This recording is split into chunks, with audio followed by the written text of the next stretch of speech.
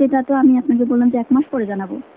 আরেকটা কন্ডিশন আছে, আপনি এই 1 মাস আমাকে একটা দিনের জন্য ফোন দিতে পারবেন না। তারপরে সে বলল আমি থাকতে পারবো না, ফোন না দিয়ে আমি থাকতে পারবো না। তো আমি বললাম যে এটা তো সম্ভব না, আমি আপনাকে বলছি 1 মাস আমাকে ভাবতে দেন, 1 মাস পরে আমি আপনাকে একটা রেজাল্ট দেব। তারপরে সে 12টার পরে ফোন দেয়, ফোন দেওয়ার পরে আমি এই কথাগুলো তাকে বলার পরেও সে আবার ফোন দিচ্ছে। তারপর আমি ফোনটা রিসিভ করে করে রেখে দিতাম, কথা বলতাম না। সে আবার ফোন দিত, আবার রিসিভ করে রেখে দিতাম।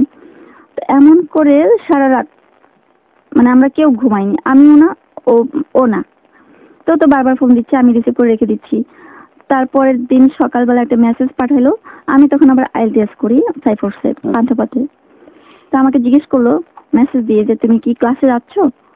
তারপর আমি তাকে ফোন দিলাম যে আমি ক্লাসে যাব কিনা এটা দিয়ে আপনার কি দরকার। তো বলছে না। যখন আমাকে জিজ্ঞেস করলো যে আমি ক্লাসে যাচ্ছি কিনা, তখন আমি চিন্তা করলাম যে সে তো চিনে ওই জায়গাটা, ওখানে যদি আবার দাঁড়িয়ে থাকে তাহলে তো সমস্যা। তারপরে আমি বললাম যে আমি ক্লাসে যাব না। তারপর বললো যে তুমি যাও আর না যাও, আমি সেখানে থাকবো, পান্থপথে থাকবো, মোড়ে দাঁড়িয়ে থাকবো। তারপরে আমি বললাম যে আপনি দয়া করে এই কাজটা করবেন না, আমি আপনাকে অ্যাভয়েড করার জন্য বলছি যে আমি ক্লাস করব না। আসলে আমি ক্লাস করব, কারণ আমাদের ক্লাস মিস করা যায় না। 2 মাসের কোর্স ছিল, 30টা ক্লাস, তো সেখান থেকে মিস করার কোনো ওয়ে ছিল না। তারপরে আমি তাকে অনেক রিকোয়েস্ট করলাম যে আপনি দয়া করে সেখানে থাকবেন না, আমি ক্লাস মিস করতে পারবো না, আর দেখা করার কোনো স্কোপ নেই। তারপরে সে আমাকে বললো যে আমি থাকবো, এখন তুমি দেখা করো না করো সেটা তোমার ব্যাপার, আমি সেখানে দাঁড়িয়ে থাকবো সারাদিন, সকাল থেকে সন্ধ্যা পর্যন্ত আমি দাঁড়িয়ে থাকবো তোমার সাইফোর্সের সামনে। তারপরে আমি ক্লাসে যাচ্ছি, ঠিক দেখি যে ও সাইফোর্সের সামনে দাঁড়ানো। ওকে দেখে মানে ভয়ে আমার হাত পা সমান মানে কাঁপাকাঁপি শুরু হয়ে গেল। কিন্তু মনে মনে তো একটা আগ্রহ ঠিকই ছিল যে ওকে যেন দেখা যায় ওখানে। হ্যাঁ, ভয়ে না ভালো লাগা কোনটা? আসলে আমি এটা ঠিক মানে বলতে পারছি না। আসলে 6 মাস সিম কার্ড বন্ধ করে রাখা, তারপর সিম কার্ড ওপেন করা, তার সাথে দেখা করতে যাওয়া, তার সাথে কথা বেশিক্ষণ না বলা, বারবার ফোন কেটে দেওয়া, এটা কি শুধু একটাই কারণ, সেটা হচ্ছে যে প্রকৃতি যে আপনার সাথে প্রকৃতির যে অমোঘ সত্য এখন আপনার সাথে আছে, যে আপনার স্কিন প্রবলেম, আপনার হাতে এবং পায়ে যে সেতির দাগ, এই কারণে কি নিজেকে সবসময় গুটিয়ে রাখতেন, কিন্তু মন সবসময় চাচ্ছে যে ওর সাথে কিভাবে যোগাযোগ করা যায়, কথা বলা যায়, ভালোবাসা যায়, ব্যাপারটা কি এরকম? মন চাইতো, কিন্তু আবার মন মানে চাইতো আবার বিদ্রোহ করতো, আমার বিদ্রোহ করতো, একটু ঝালিয়ে নেয় যে আসলেই সে মন থেকে আমাকে ভালোবাসছে কিনা। আচ্ছা, তারপরে তো ও সেখানে দেখলাম যে ও দাঁড়িয়ে আছে। তারপর আমার হাতটা টেনে ধরে নিয়ে আসলো যে তুমি রিকশা ওঠো, আমরা একটু ফার্মিতে দাঁড়াবো, দাঁড়ানোর পরে একটু গল্প করে আমি চলে আসবো। তারপরে আমি বললাম বিশ্বাস করো আমার ক্লাস 10টা থেকে শুরু হয়ে গেছে, আমি ক্লাস মিস করতে পারবো না। তারপরে বললো যে আজ একদিন ক্লাস না করলে কিচ্ছু হবে না, পড়াশোনা আমরাও করেছি এবং এখনো করছি, আমার আমার থেকে মানে আমাকে কিছু শেখাতে হবে না। তারপরে আমি বললাম যে আমি এত কষ্ট করে ঢাকায় থেকে আমি কিন্তু আবার রান্না করতে পারি না, আমি রান্না করতে পারি না। তো ঢাকায় থাকা মানে হচ্ছে আমার জন্য অনেক কষ্টের একটা বিষয়, এখানে খাওয়া দাওয়ার কষ্ট। আমার মা আবার 15 দিন পর পর মানে বাসা থেকে রান্না করে পাঠাইতেন। তারপরে আমি বললাম যে এত কষ্ট করে আমি পড়াশোনা করছি, এখানে তো মানে ফাঁকি ঝুঁকি করার জন্য না। তারপর সে আমাকে জোর করে রিকশায় উঠানোর পরে ফার্ম গেটে নিয়ে গেল। তারপর ফার্ম গেটে দাঁড়িয়ে আমরা কিছুক্ষণ কথা বললাম, কথা মানে একই কথা, সে আমাকে বিয়ে করবে। তা আমারও একই রেসপন্স যে এটা ইম্পসিবল। তারপর সে আমাকে জিজ্ঞেস করলো আমার কাছে প্যাড আছে কিনা, তা আমি বললাম যে হ্যাঁ আছে।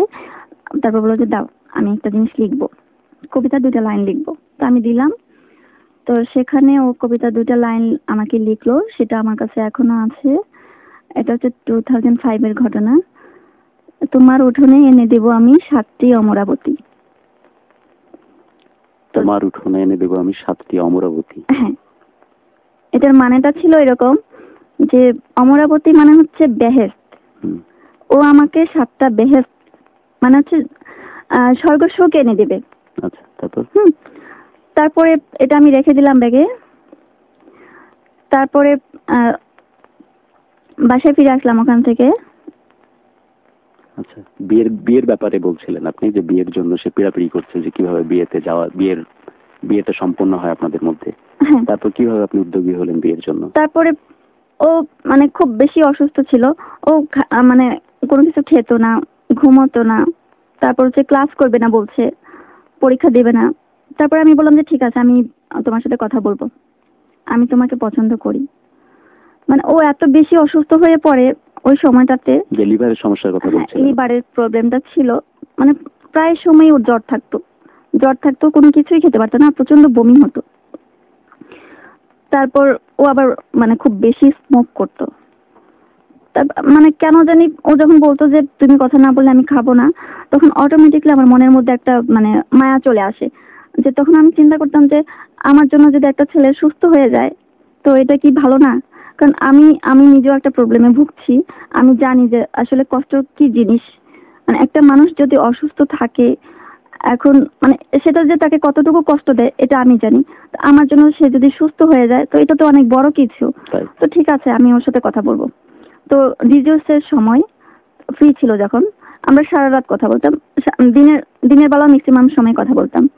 তো এমন পর্যায়ে কথা বলতে বলতে মানে কখন আমার মনের অজান্তে মানে কিছুটা দুর্বলতা চলে আসে তার প্রতি।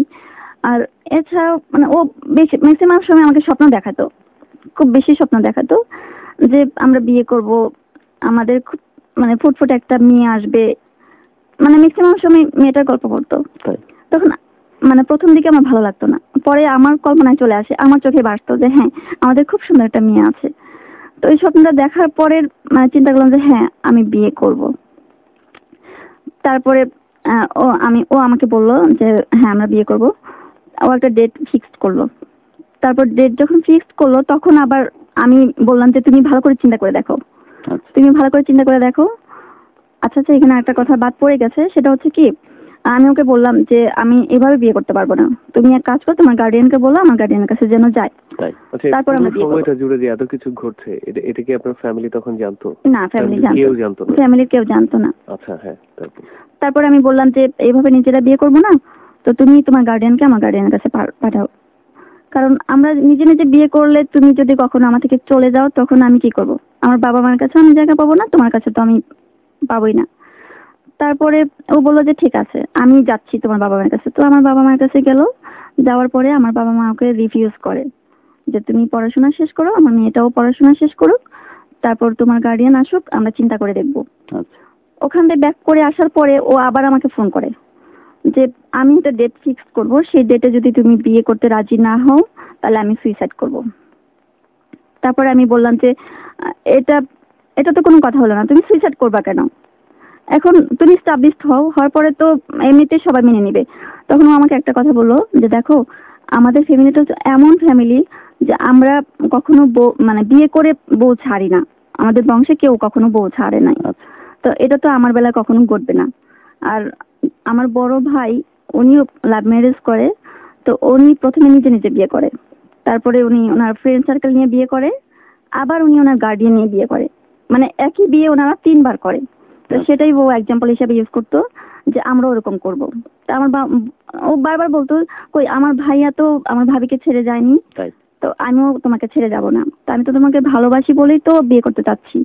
তো এখানে কোনো ফাঁকি ঝুঁকি নেই, আমি তোমাকে ভীষণ ভালোবাসি। বিয়ের তারিখটা কবে কবে ঠিক স্থির হলো? তারপরে ও বিয়ের তারিখটা ঠিক করলো জানুয়ারি মাসের 31 তারিখ, যেটা আর একটা মাস পরে আসছে আমার জীবনের সবচেয়ে সবচেয়ে কষ্টের একটা দিন, 31শে জানুয়ারি। 31শে জানুয়ারি।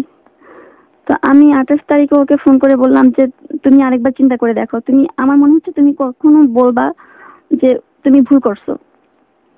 আপনার চিন্তা একটা জায়গাতেই, সেটা হচ্ছে যে আপনার এই যে ত্বকের সমস্যা, এটা নিয়ে পরবর্তীতে কোনো হতাশা যেন না আসে আপনাদের জীবনে, তাই বারবার ঝালিয়ে নিচ্ছেন বিষয়টা। হ্যাঁ, বারবার আমি ওকে বলছি কোনো করুণা থেকে বা কোনো দয়া থেকে নাকি সত্যি মন থেকে ভালোবেসে আপনাকে বিয়ে করছে?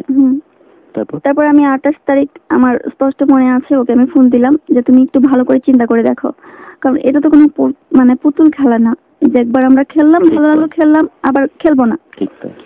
তারপর বললো যে না, এই কথাটা আমি কখনোই বলবো না, এটা তুমিই বলবা আমার মনে হচ্ছে।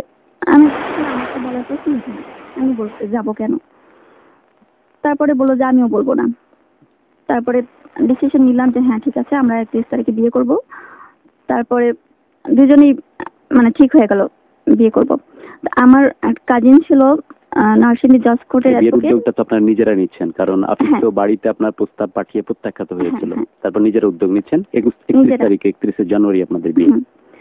আমার কাজিন ছিল অ্যাডভোকেট নার্সিংহী জজ কোর্টে। তো আমি আমার আপুকে বললাম, পুরো ঘটনাটা আমি ওনাকে খুলে বললাম। তার ও মানে বারবার যে আমাকে প্রেশারাইজ করছে বিয়ে করার জন্য, ও আমাকে সত্যি ভালোবাসে, এতদিন ধরে আমার পিছনে ঘুরছে, সবকিছু ওনাকে খুলে বলার পরে উনি বললো যে ঠিক আছে, ওকে নিয়ে আসো।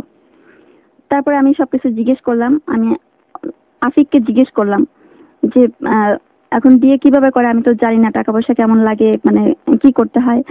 তারপর ও বললো যে তুমি সবকিছু ডিটেলস আপুর সঙ্গে কথা বলো। আমি আপুকে জিজ্ঞেস করলাম, তারপর বললো এটা কাবিনের উপর ডিপেন্ড করে। আচ্ছা তারপরে আবার ওকে আমি জিজ্ঞেস করলাম যে তুমি কত টাকা কাবিন করতে চাও। তো বললো যে এটা তোমার ইচ্ছা, তুমি যত করতে চাও আমার কোনো আপত্তি নেই।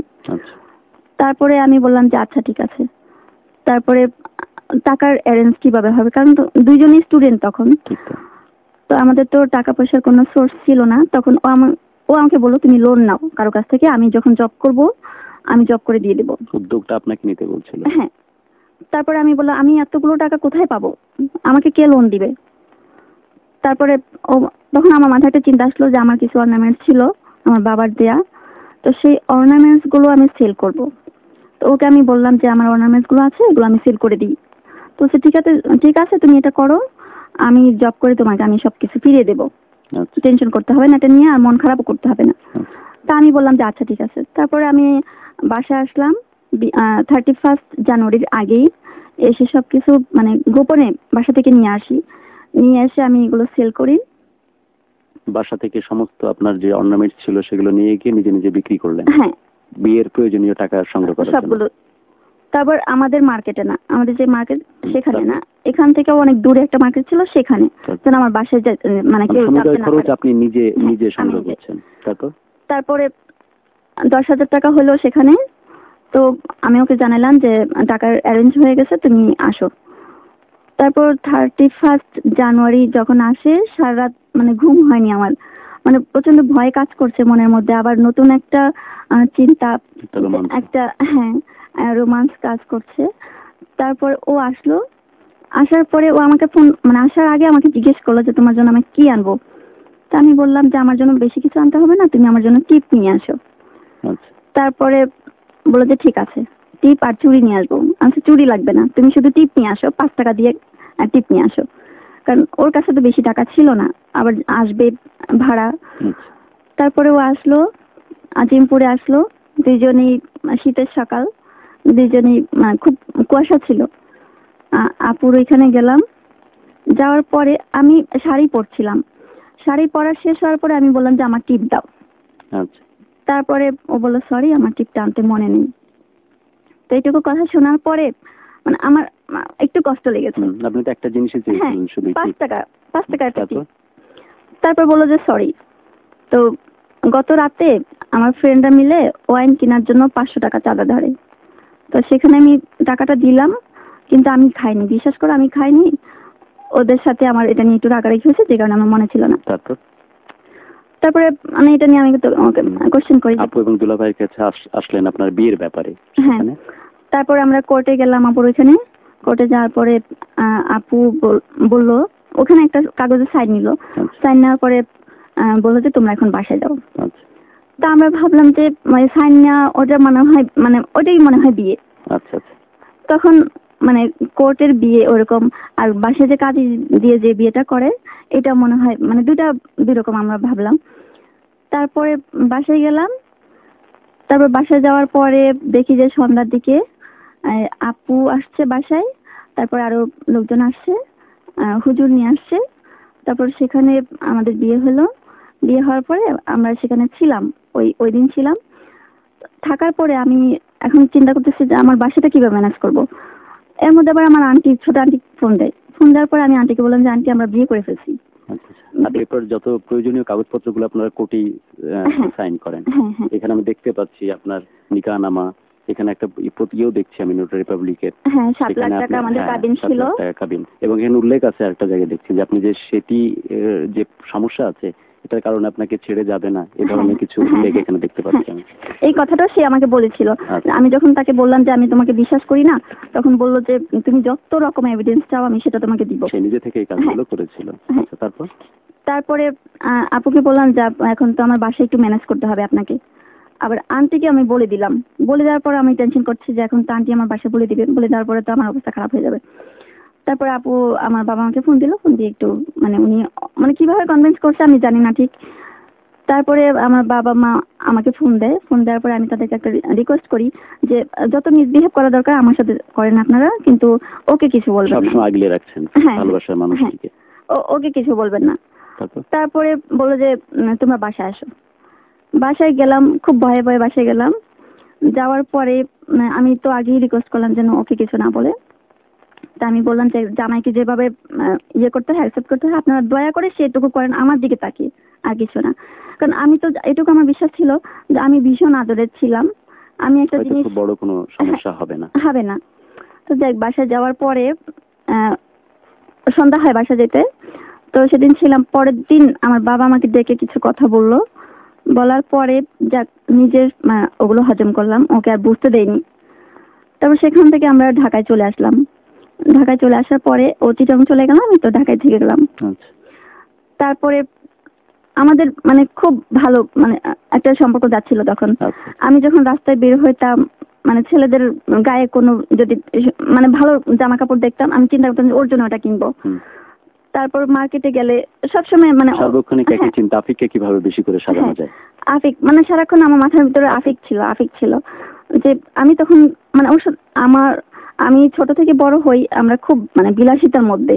আচ্ছা। মানে চোখে একটা ড্রেস পরলেই সেটা আমরা কিনে নিতাম, যে প্রয়োজন সেভাবে আমরা কখনো কিন্তু ড্রেস আফিকের কিনি। বাড়ির পরিবেশটা ওই রকম ছিল না, তাই আপনার মনে হচ্ছে যে ওকে কিভাবে আরো বেশি করে ভালো রাখা যায়। হ্যাঁ। তারপর তারপরে আমার সবসময় চিন্তা ছিল আমার হাতে যত টাকা আসতো, আমার বাবা মা আমার পড়ালেখার জন্য যত টাকা দিত আমি সেভ করতাম, সেখান থেকে সেভ করে করে ওর জন্য আমি এটা সেটা কিনতাম।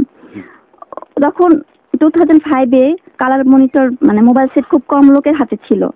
তখন তো ব্ল্যাক এন্ড হোয়াইট সেট ছিল, আমি ওকে একটা সেট কিনে দিই। মানে জামা কাপড়ের দিক থেকে শুরু করে ওর হাত খরচের টোটাল টাকা পয়সা তখন আমি ওকে দিই।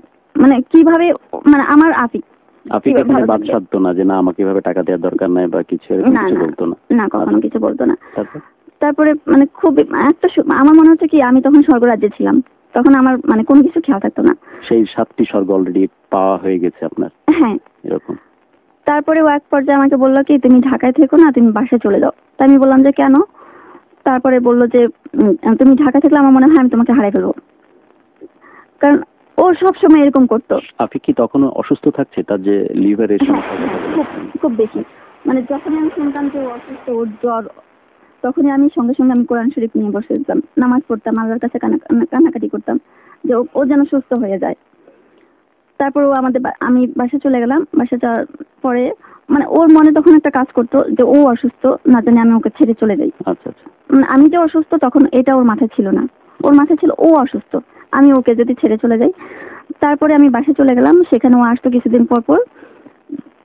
তো আমি একটা মানুষ, একটা ভালোবাসার মানুষকে মানে নতুন করে জীবন দেওয়ার জন্য মানে আমি যতটুকু সম্ভব সেভাবে চেষ্টা করতাম। ও খেতে পারতো না, আমি ওকে খাওয়াতাম।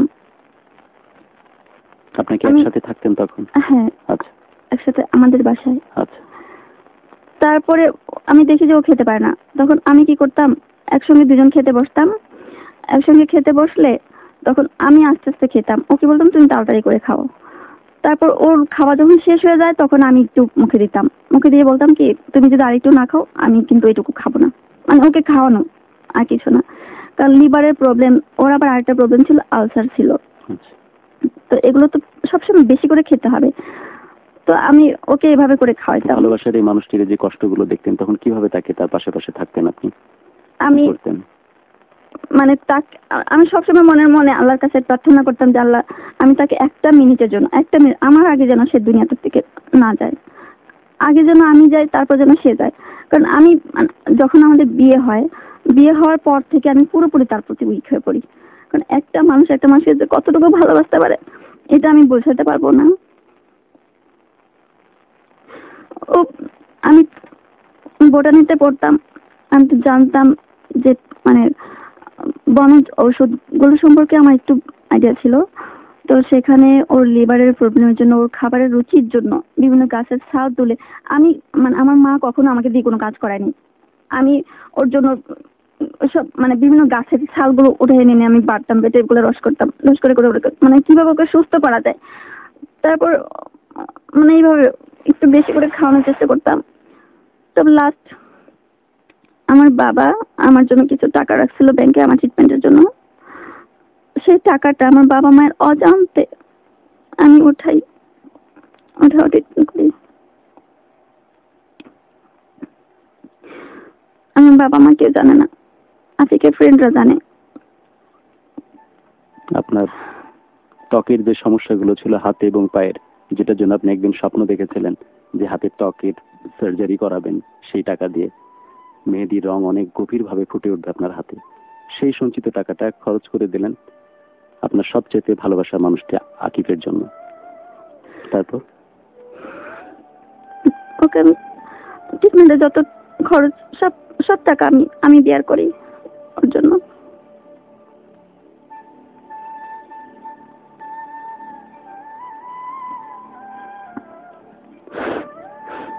তারপর ও অনেক ট্রিটমেন্ট করানোর পরেও মানে ও সুস্থ হচ্ছিল না।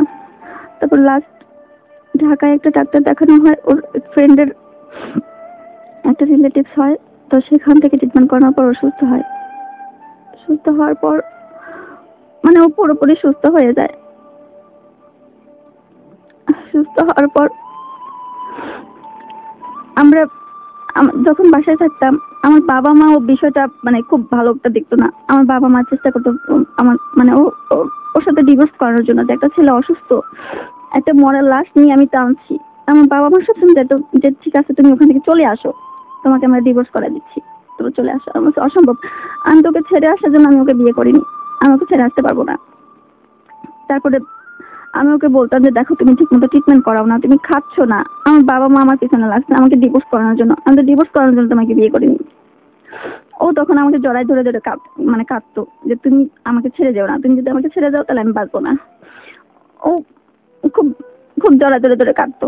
তা আমি বলছি না, আমি তো তোমাকে ছেড়ে যাওয়ার জন্য বিয়ে করিনি, আমি কখনো ছাড়বো না তোমাকে।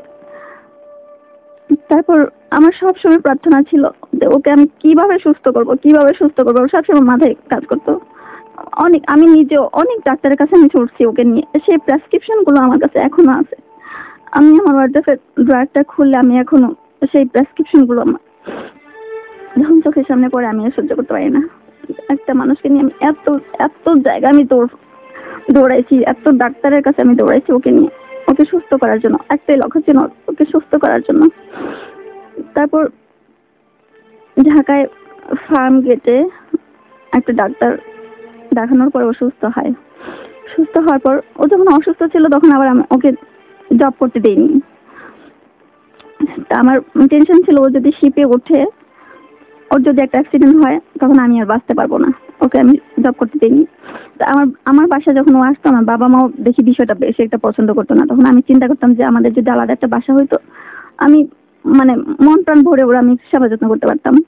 তখন আমি জবে ঢুকি, পড়াশোনা থাকা অবস্থায় আমি জবে ঢুকি। আমি নুর আলম সিদ্দিকী গ্রুপে একটা ম্যানুফ্যাকচারিং কোম্পানিতে জব করি।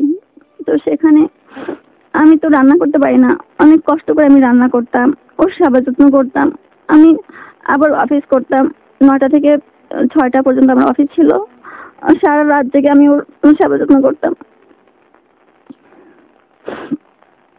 তারপর সকালে উঠে আবার রান্না করতাম, রান্না করে ওকে দিয়ে আসতাম। তারপর ও আস্তে আস্তে সুস্থ হইলো। সুস্থ হওয়ার পরে হঠাৎ করে দেখি যে একটা ফোন আসছে ওর মোবাইলে। আমি ওকে জিজ্ঞেস করলাম যে নাম্বারটা কার। তো ও বললো যে আমি জানি না। তো ও আমাকে জিজ্ঞেস করলো তুমি আবার কাউকে দাওনি তো আমাকে পরীক্ষা করার জন্য, যে আমি অন্যদিকে ডাইভার্ট হয়ে যাই কিনা। তারপরে আমি বললাম যে না, বিশ্বাস করে আমি কাউকে নাম্বারটা দিইনি। তারপর বললো যে না, তুমি নাম্বারটা দিছো। তারপর সে বললো যে দেখো তুমি যদি নাম্বারটা দিয়ে থাকো তাহলে কিন্তু অনেক সমস্যা হবে, আমি বলে দিচ্ছি। তো সেই নাম্বারটা একটা মেয়ের ছিল, ওর জুনিয়র, ওর একটা জুনিয়র ছিল নাম অপু। অপুদের পাশে বাসা থাকতো মেয়েটা। তো অপু একদিন আফিকে ফোন দিয়ে সেই মেয়েটাকে ফোন করে।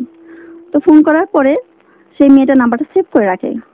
মেয়েটার নাম ছিল সুমি, কুমিল্লায় ওর বাড়ি। ওর নাম্বারটা সেভ করে রাখার পরে ও মানে সবসময় আফিকে ডিস্টার্ব করতো। তো আমাকে বারবার বলতো যে তুমি নাম্বারটা দিছো। আমি বলছি না, আমি নাম্বারটা দিইনি। তার ও আমার সামনে মেয়েটাকে খুব অকথ্য ভাষায় গালাগালি করতো যাতে ফোন না করে। তারপর মেয়েটা কখনো থামেনি, ফোন করে যাচ্ছে অনবরত। তারপরে ও ওর ফ্রেন্ড সার্কেল সবাইকে নাম্বারটা দিল যে মেয়েটাকে ডিস্টার্ব কর। ওর ছোট ভাইকে দিল, ওর ছোট ভাই পর্যন্ত ওকে অনেক গালাগালি করতো, সুমিকে অনেক গালাগালি করতো ও যেন ফোন না করে। তারপর ও কখনো থামেনি। তারপর আমি যখন অফিসে ছিলাম, একদিন শুনলাম যে ও মেয়েটার সঙ্গে দেখা করছে। তারপরে আমি ওকে কিছু জিজ্ঞেস করিনি, জিজ্ঞাসা না করে সেই নাম্বারটা আমি খেয়াল রাখি। খেয়াল রাখার পরে আমি দেখি যে ও আবার কথা বলে কিনা। তারপরে আবার একদিন অফিস থেকে আসলাম, এসে দেখি যে ও মানে ভাত তরকারি আমি যা রান্না করে রেখে গেছি কিছুই খায়নি। তা আমি ভাবলাম যে ও নিশ্চয়ই বাসায় ছিল না, বাইরে ছিল কোথাও। তারপরে দেখি ওর মোবাইল, ওর পকেট থেকে কুমিল্লার একটা টিকিট পাই, আমি কুমিল্লা বাসের টিকিট পাই। ও গোসল করতে গেছে, এসে ড্রেস চেঞ্জ করে গোসল করতে গেছে। গোসল করতে থাকা অবস্থায় মেয়েটার ফোন আসে। মেয়েটার ফোন আসার পরে আমি ওকে জিজ্ঞেস করি যে এটা কার নাম্বার, কে ফোন করছে তোমাকে? বললো এটা আমার অফিসের এক মেয়ের নাম্বার, সরি আমার অফিসের এক লোকের নাম্বার। তো আমি বললাম যে লোকের নাম্বার তুমি কথা বললো, আমি তো মেয়ের কণ্ঠ শুনলাম। ও বললো যে না, মেয়ের কণ্ঠ না, এটা ছেলের কণ্ঠ, তুমি ভুল বুঝতেছো। আমি তো অসম্ভব, আমি মেয়ের কণ্ঠ শুনলাম। তারপর বলছে না, মেয়ের কণ্ঠ না। তাই আমি বললাম যে ঠিক আছে, তুমি মোবাইলটা দাও, আমি ফোন করে দেখবো ছেলে না মেয়ে। তারপরে ও এক পর্যায়ে মানে খুব চাপাচাপি করে নামটা নিয়ে, এবং আমি খুব জিদ ধরি যে আমি দেখবো। তারপরে ও আমাকে খুব মার দেয়, আপনার গায়ে হাত তোলে।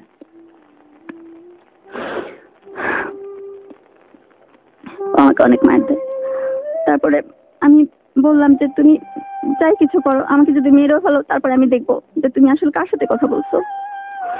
তারপরে ও বললো যে আমি বললাম যে আমার অফিসের। তারপরে আমি বললাম যখন যে ফোনটা দেওয়ার জন্য অনেক চাপাচাপি করে, আমি সুইসাইড করবো বলছি।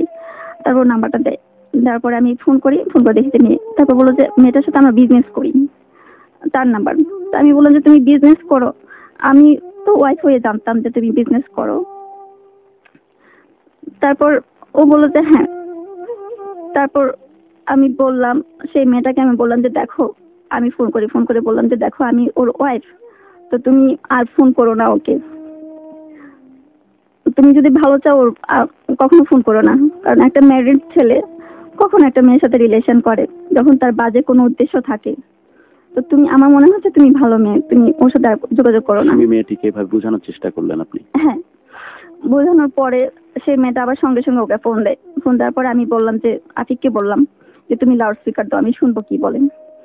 তারপরে ও বললো যে আমি একটু আগে আমাকে একটা মেয়ে ফোন করে এসে যা যা বলছে এগুলো কি সত্যি। তা আমার খুব কষ্ট লাগছে কথাটা শুনে, যে সে আমাকে একটি মেয়ে বললো, একটি মেয়ে। আমি যেখানে বললাম যে আমি তার ওয়াইফ, সেখানে সে বললো কেন একটি মেয়ে।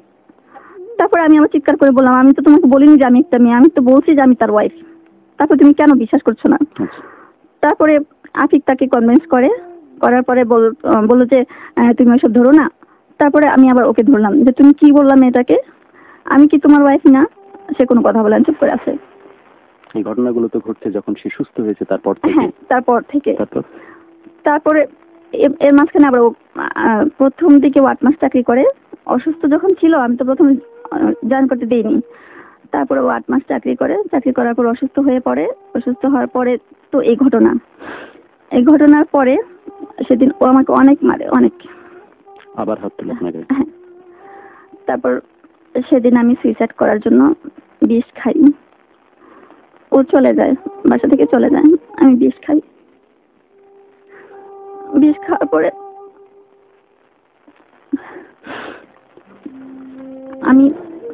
আমি অফিসে ছিলাম, ফোন দিয়ে দেখি যে নাম্বারটা বিজি। তারপরে আমি বলি যে তুমি কার সঙ্গে কথা বলছো? ওই মেয়েটাকে আমি ফোন দিয়ে দেখি দুজনের নাম্বার বিজি। তখন অফিস থেকে বাসায় চলে আসি। বাসায় এসে নামাজ পড়লাম, নামাজ পড়ে আমি আল্লাহর কাছে ক্ষমা চাইলাম যে সুইসাইড করা তো মহাপাপ, এর জন্য যেন আল্লাহ আমাকে ক্ষমা করে। নামাজ পড়লাম। তো আমার অফিসের আমার এক ভাই ছিল, মানে সে আমাকে বোন ডাকতো। তো আমার মার সঙ্গে একদিন পরিচয় করা দেওয়ার জন্য তাকে নিয়ে আসি বাসায়। তো সেই সূত্রে আমার বাসাটা সে চিনছে। তারপর অফিসে সে যখন শুনলো যে আমি অফিসে নেই, আমার জুতা জুতা মানে দরজা থেকে আমার জুতাটা দেখা যেত যে নেই। আমাকে ফোন দিল যে কি কোনো সমস্যা, সে আবার সব জানতো, আমি তাকে সব বলতাম যে ভাইয়া এরকম করছে। তো তারপরে সে আমাকে ফোন দিল যে কি অবস্থা, তুই বাসে গেছিস কেন? তা আমি বললাম আমি নামাজ পড়ছি, আপনি পরে ফোন দেন। তারপর উনি বললো যে এখন কিসে নামাজ? আমি বলছি আপনি ফোন রাখেন, আমি পরে ফোন দিচ্ছি। তারপর ফোনটা আমি অফ করে দিই। ফোনটা অফ করে দিয়ে আমি ওষুধ খাই, বিষ খাই। বিষ খাওয়ার পর মানে যখন আমার চোখ টোক সব বন্ধ হয়ে যাচ্ছে, তখন আমি ফোনটা অন করি যে সবাইকে আমি জানাবো। তখন আমি আফিককেও ফোন দিই। ফোন দিয়ে আমি ওকে বলি যে তোমার আপদ দুনিয়া থেকে চলে যাচ্ছে, তুমি আর টেনশন করো না।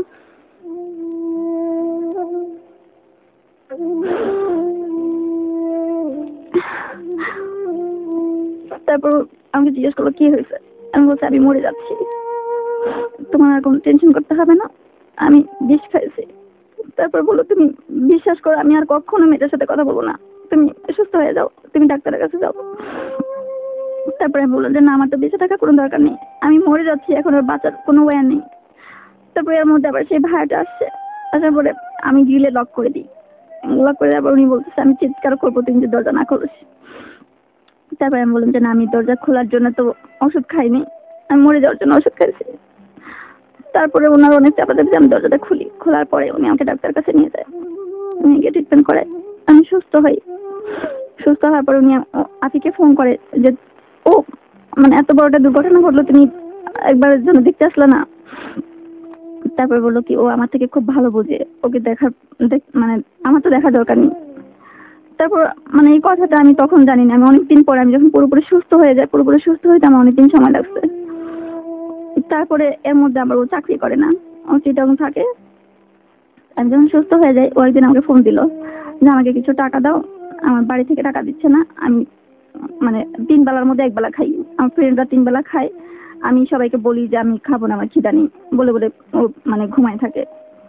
তারপরে আমি ওকে বললাম যে তুমি আসো টাকা নিয়ে যাও। তারপর তখন ওই মুহূর্তে আমার কাছে টাকা ছিল না, আমার হাতে একটা রিং ছিল, লাস্ট আমার সব অর্নামেন্ট সেল করার পর লাস্ট আমার হাতে একটা রিং ছিল, সেই রিংটা আমি ওকে দিই, যেটা তুমি সেল করো, এটা সেল করে তুমি টাকা নিয়ে যাও। তারপর ও ওটা সেল করে আমার বোনকে নিয়ে যায়, বলতে আমি একা যদি যাই তাহলে স্বর্ণকাটা কি ভাববে, আমি তোমার বোনকে নিয়ে যাচ্ছি। তারপর আমার বোনকে নিয়ে ও রিংটা সেল করে নিয়ে ও চিটাগাং যায়। যাওয়ার পর ওই টাকাটা দিয়ে ও কিছুদিন চলার পরে আবার ও মানে ও যে ফরেনশিপে ওঠার জন্য মানে গোপনে গোপনে চেষ্টা করছে সেটা আমাকে কখনো বলেনি। তারপর আমার বাড়িওয়ালা একদিন হঠাৎ করে আমাকে বললো যে আপনি যদি বাসায় 2 দিন না থাকেন তাহলে আপনার হাজবেন্ডকে আমি একটা মেয়ের সাথে ধরাই দিতে পারবো। তা আমি বললাম যে আপনি এসব কি বলছেন? বলছে হ্যাঁ সত্যি বলছি, আপনি শুধু 2 দিনের জন্য বাসা থেকে চলে যান, আপনার হাজবেন্ডকে একটা মেয়ের সাথে আমি ধরাই দিব। তারপরে আমি ওকে জানালাম যে উনি এই কথাগুলো বলছে। তারপরে বললো যে তুমি এগুলো কানে নিও না, উনি এমনি দুষ্টামি করতেছে। আমি বললাম দুষ্টামি করার তো অনেক বিষয় থাকে, এটা কেন বলবে? তো ও আমাকে বোঝানোর পরে আমি বুঝলাম মনে মনে মানে এখন তর্ক করে তো লাভ নেই, যে সত্যিও হতে পারে, কারণ আমি সারাদিন বাসায় থাকি না। আমরা যে দোকান থেকে সবকিছু কিনতাম, তো ওই মাসটা আমরা বাকি সবকিছু কিনি, মানে সবকিছু আমার জব দিয়ে চলতেছে, ও তখন জব করে না, তো হচ্ছিল না টাকা, আসলে টাকা হচ্ছিল না, আমি 9,000 টাকা স্যালারি পাইতাম। তো সেখানে আমি আমার ঘরের জন্য যা যা দরকার সব জিনিস সবকিছু আমার টাকা দিয়ে কেনা হয়ে গেছে। যদিও কেনার সময় বলছিল যে অর্ধেক টাকা আমি দিব, কিন্তু লাস্ট পর্যন্ত ও দেয়নি। তারপর যখন লোনে ফ্রিজ কিনি, বাসা থেকে আমার বাবা 12,000 টাকা দেয়, আর বাকি টাকাটা আমি পার মান্থ 2,000 করে দিচ্ছি দোকানে, আর বাকি থাকে 7,000। সেই 7,000 টাকা দিয়ে আমাদের দুজনের হয় না, ও যখন আমার বাসা থাকে। মানে আমি তো বলছি যে আমি রান্না করতে পারি না, আমি মাংস মাছ এগুলো মানে কিছুই রান্না করতাম না, শুধু নিরামিষ সবজি রান্না করতাম আর ভাত। এইটুকু তো 7,000 টাকা যায় না। আমার বাসা ভাড়া ছিল 1,000 টাকা, জিরানি বিকেএসপির পাশে, ওদিকে বাসা ভাড়া খুব চিপ, 1,000 টাকা বাসা ভাড়া। তো তারপর থাকে 6,000 টাকা, সেই 6,000 টাকা দিয়ে আমাদের হয় না। তো ওর ফ্রেন্ড একদিন আমাকে বললো যে আমরা আফিককে ধরছি, যে তুই তোর বউ থেকে টাকা নিয়ে মেয়েটার পিছনে ঢালিস, তোর লজ্জা করে না, তোর কষ্ট হয় না? তখন আমি বুঝলাম যে আমার টাকাগুলো কোথায় যায়। তো মানে প্রত্যেক মাসে মাসের মাঝামাঝি সময় হয় টাকা শেষ হয়ে যায়, আমি আমার বাবা মা থেকে টাকা নিয়ে আসি প্রত্যেক মাসে। তো আমার খুব লজ্জা লাগতো বিষয়টা, যে এত কিছু মানে আমি জব করার পরেও মানে বাসা থেকে টাকা আনতে হয়। তারপরে ওর মা ধরতে আছেই, মানে এটা কি প্রায় আপনার সাথে আপনার গায়ে হাত তোলা, এটা কি হ্যাঁ, প্রায় ঘটতো? প্রায় সময়। আর মেন্টাল টর্চার তো আছেই, মানে সকালবেলা ওর ডিম সিদ্ধ করে দিতে হবে, তা আমি ডিম সিদ্ধ করে দিই। তারপর ও বললো যে ডিম সিদ্ধ করছো, যে হ্যাঁ। তারপর খেতে যায়, বলে বেশি শক্ত হয়ে গেছে, খাবো না। তাই আমি বলছি তুমি কেমন করে খাও? বলছে একটু নরম, মানে কাঁচা কাঁচা থাকবে। তাই আমি বলছি ঠিক আছে, কালকে আজকে তুমি এভাবে খাও, কালকে আমি এভাবে সিদ্ধ করে দিব। তো পরের দিন সিদ্ধ করি, কাঁচা কাঁচা রাখি, বলে যে না এভাবে খাবো না, হয়নি। মানে একটা ডিম সিদ্ধ নিয়ে। তারপরে বললাম যে আচ্ছা ঠিক আছে, আমি আরেকটু গরম করে নিয়ে আসতেছি। তারপরে বললো যে মানে এভাবে আমি খাবো না। তারপরে আমি বললাম ঠিক আছে, তুমি দাঁত ব্রাশ করতে যাও, দাঁত ব্রাশ করতে করতে আমি ডিমটা সিদ্ধ করে নিয়ে আসি। মানে ও সবসময় প্রত্যেকটি বিষয় নিয়ে আপনার হ্যাঁ। সাথে, প্রত্যেকটি বিষয় নিয়ে হ্যাঁ, তারপর আরেকদিন আমি রান্না করছি, রান্না করার সময় আমি দেখি আমার সেলফে যা যা ছিল, পারফিউম, পাউডার, চিরুনি, তারপর ব্রাশ, টিস্যু, সব দেখি খাটের নিচে। খাট আর সেলফের মাঝখানে যে মানে বেডশিটটা যে ঝুলে থাকে সেটা নিচে। তা আমি ওকে জিজ্ঞেস করলাম যে আফিক ওগুলা নিচে কেন? তারপর বললো যে আমি রাখছি। আমি বললাম যে কেন? বলছে যে ওখানেই ভালো লাগে। তাই বললাম যে আমি সেলফ কিনলাম তো এগুলো রাখার জন্য, তুমি ওখানে কেন রাখছো? তারপর বললো যে না ওখানেই থাকবে। তারপর এক জায়গায় না, এক একটা জায়গায় এক একটা, মানে খাটের এই কোণার একটা, মানে এগুলো করার উদ্দেশ্য কি আপনাকে মানসিক ভাবে কষ্ট হ্যাঁ, দেয়া? মানে একটা ঝগড়ার জন্য একটা ইস্যু তৈরি করা। তারপর আমি বললাম যে তুমি তো সবসময় থাকো না, তখন আমি সকালবেলা অফিসে যাওয়ার সময় এমনি তাড়াহুড়া থাকে, আমি তো খুঁজে পাবো না, এগুলো একসাথে করো। তারপরে বললো যে না আমি একসাথে করবো না, এগুলো যেভাবে আছে সেভাবে থাকবে। তারপরে ও আমাকে খুব নোংরা ভাষায় একটা গালি দেয়, গালি দিয়ে আবার মারা শুরু করে দেয় যে আমি যেভাবে যেটা রাখবো সেভাবে থাকবে, এটা দিয়ে। তারপর সকালবেলা যখন রান্না করতাম, আমাদের ওখানে গ্যাস ছিল না, বিরিয়ানি বাজারে হিটারে রান্না করতাম। সকালবেলা ও বলবে একটু সাউন্ড হইতে পারবে না, যখন রান্না করবো একটু সাউন্ড হইতে পারবে না। তো হাঁড়ি পেতেলাম যখন ফোরে রাখবো, একটু তো সাউন্ড হবেই। খুব সাবধানে আমি রাখতাম, তারপরও মানে একটু শব্দ হইলে চোখ বড় বড় করে আসতো মারার জন্য। একদিন চুল ধরে টেনে নিচে ফেলে দিছে, নিচে ফেলে তারপর বুকের মধ্যে পাড়া দিয়ে ধরছে। কোন পৃথিবীতে বাস করি আমরা? একটা মানুষ পাগলের মতো একজনকে ভালোবাসে। বন্ধুরা, যে মানুষটা আমাদের সামনে বসে আছে একদম জীবন মৃতের মতো, দেখে বোঝা যাচ্ছে যে ফুলটা একসময় অনেক অনেক বেশি সুন্দর ছিল, কিন্তু একদম একদম লাশের কাছাকাছি একটু দেহাবশেষ নিয়ে আমাদের সামনে বসে আছে। বন্ধু, তারপর আমি খুব কান্নাকাটি করে ওরকে আমি জিজ্ঞেস করি যে তুমি আসলে কি চাচ্ছ, তুমি কি চাচ্ছ রিলেশনটা থাকুক নাকি ভেঙে যাওয়ার জন্য? বললো তোমার যদি কাউকে ভালো লাগে তুমি চলে যাও, তুমি আমাকে কেন জিজ্ঞেস করো? আমি তো চলে যাওয়ার জন্য জিজ্ঞেস করিনি, আমি তোমাকে জিজ্ঞেস করছি তুমি আমার গায়ে এইভাবে অনবরত হাত তোলে, অনবরত কন্টিনিউ হাত তোলে। তখন আমি ওর ফ্রেন্ডদেরকে জানাই যে দেখো তোমরা তো সাক্ষী আছো, ও আমাকে এত ভালোবাসতো, বলছে এত ভালোবেসে আমাকে বিয়ে করছে, ও কন্টিনিউ আমাকে মারে। তারপর ও ফ্রেন্ড ওকে বুঝালো যে দোস্ত এটা তো ঠিক না। তারপর ও আবার আমাকে মারে যে তুই আমার ফ্রেন্ডদের কাছে বললি কেন, আমি ওদের কাছে ছোট হয়েছি। আমি হচ্ছে তুমি তোমার বোর কাছে ছোট হচ্ছে, সেটাকে ছোট হওয়া না, তুমি আমাকে মারছো কেন? কন্টিনিউ মারতো। তারপর একদিন সকালবেলায় ওকে আমি ডাকছি যে উঠো খাবার, তারপরে বলছেন আমি এখন খাবো না, তুমি খাও, খেয়ে অফিসে যাও। তারপরে ও কি করলো, আমি যখন খাচ্ছি ঠিক ওই মুহূর্তে আমার অফিসে যাওয়ার 10 মিনিট বাকি আছে, 10 মিনিটের রাস্তা। ওই সময় বলতেছে আমাকে ভাত দাও। আমি বলছি এখন তো টাইম নেই, তুমি একটু লক্ষ্মী শোনা, তুমি ধুয়ে নাও। বলছে না আমি পারবো না, তুমি দাও। তো ওকে দিতে গেলে ওই এলাকাটা ছিল গ্রামের, কি বলছিল অনেকখানি দূরে, একটু পেট দিতে যেতে অনেক সময় লাগবে। তারপরে বললো যে আমি পারবো না, তুমি ভাত দাও, তুমি ভাত না দিলে অফিসে যাইতে দেবো না। তাই আমি বলছি তুমি নাও না। তখন আমি একটু রাগ করে বোতলটা আমি ধাক্কা মারি ফেলে দিই। তারপর ও ঝাড়ুটা নিয়ে আমার পিছের মধ্যে অনেক জোরে, আমি এত জোরে, আমি সাথে সাথে আমি একদম সেন্সলেস হয়ে যাই, নিঃশ্বাস নিতে পারছিলাম না, ওখানে আমি পড়ে গেছি ফ্লোরে। তারপর ও আমাকে আস্তে আস্তে ধরে বিছানা ওঠায়, নিজে নিজে পিঠের মধ্যে মেসেজ করে। পরে আমি বললাম যে আমি তোমার ভাইকে এক্ষুনি বলবো তোমার ভাইয়ের। তারপর ওর সব 2টা মোবাইল ওর হাতে নিয়ে ও দরজাটা লক করে দেয়। তারপর দিচ্ছিল না। তারপর আবার যখন একটু সোজা হই আমি বলছি তুমি মোবাইল দাও, আমি এক্ষুনি ভাইকে ফোন করবো, ভাইকে ফোন করে আমি বলবো। তারপরে অনেকক্ষণ ওর সাথে মোবাইল নিয়ে আমি টানা হেঁচড়া করি। যখন পাইনি তখন ও আমাকে বোঝানোর পর আমি ঠান্ডা হই। ঠান্ডা হওয়ার পর আমি অফিসে চলে যাই। সে মার খেয়ে আমি অফিসে যাই অফিস করার জন্য। আবার এসে আমি সারাদিন অফিস করতাম। ও সারা রাত ও তখন সুস্থ হয়ে গেছে, সারা রাত আমাকে দিয়ে ওর পা চাপাইতো, ঘুমাইতে দিত না। এমনও সময় গেছে ওর পায়ের উপর আমি পড়ে যেতাম, ও পা চাপতে চাপতে, তারপর আমি ঘুমাইতে দিত না। তারপর আমি কোনোদিন বলি না যে আমি পারবো না, পা চাপতে পারবো না। আস্তে আস্তে আমি খুব অসুস্থ হয়ে যাই। অনেক কষ্ট হইতো আমার অফিস করতে।